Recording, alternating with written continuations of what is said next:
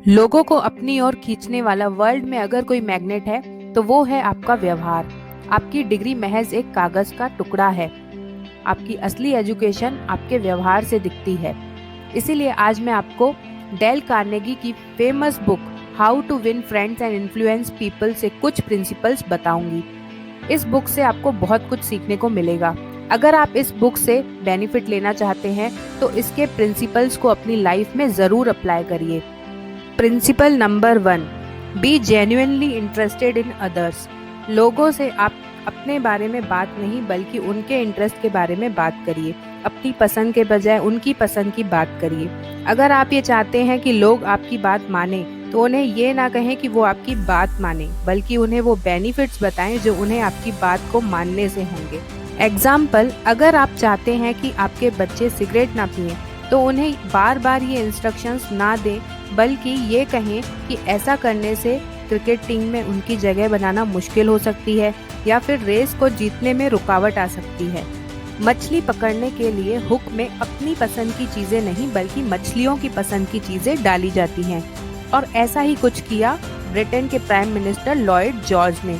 First world war के बाद उनसे पूछा गया कि बाकी सारे पॉलिटिशियंस को लोगों ने कैसे भुला दिया और आप ही टॉप पर कैसे बने रहे। तो उन्होंने जवाब दिया कि उनके पास एक ही तरीका था और वो ये था कि उन्हें पता था कि मछली पकड़ने के लिए मछली के हिसाब से चारा डाला जाता है। इस तरह इसका मतलब ये हुआ कि उन्होंने भी पब्लिक के इंटरेस्ट की बातों पर ही ध्यान रखा। न्यूयॉर्क की एक डिनर पार्टी में एक लेडी ने सभी पर अच्छा इंप्रेशन बनाने के लिए हीरे मोतियों के बहुत सारे गहने पहन रखे थे, लेकिन उसने अपनी फेस पर एक चीज मिस कर दी थी, जिसके होने से उसके सारे कीमती गहने फीके पड़ जाते, और वो मिसिंग चीज थी उसकी स्माइल।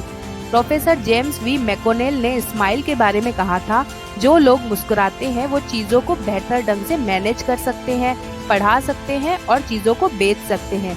जो बातें बच्चों को हम सजा देकर भी नहीं सिखा सकते हैं, वो बातें स्माइल देकर बहुत ही आसानी से सिखा सकते हैं। दूसरा प्रिंसिपल ये हुआ कि हमें अपने फेस पर हमेशा एक स्माइल रखनी चाहिए। तीसरा प्रिंसिपल है अवॉइड ऑर्डरिंग अदर्स।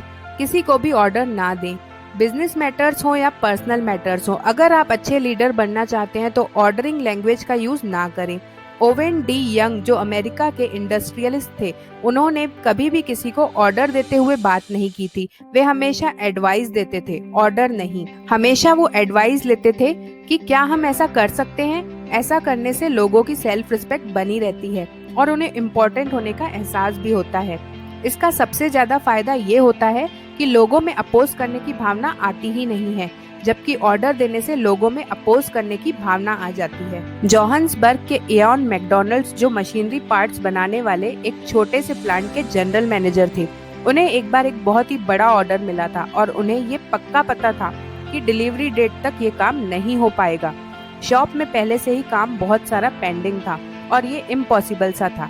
ऐसे में उन्होंने अपनी एम्प्लॉइज को ना ही फास्ट काम करने के लिए ऑर्डर्स दिए और ना ही प्रेशर डाला, बल्कि उन्होंने सारे एम्प्लॉइज को बुलाया और सिचुएशन को समझाया और उन्हें बताया कि ये चीज कंपनी के लिए कितनी जरूरी है।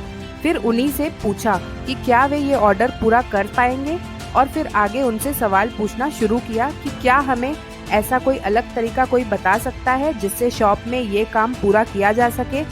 इससे एम्प्लॉइज कई सारे आइडियाज लेकर आए और एम्प्लॉइज खुद जोर डालने लगे कि ये ऑर्डर लिया जाए, और उन्होंने इस काम को हम कर सकते हैं की भावना से लिया और ये काम सही समय पर डिलीवर भी किया गया। सो ऑथर के बताए हुए ये प्रिंसिपल्स आई होप आपको बहुत काम आएंगे। Thank you so much for watching my channel Pure soul.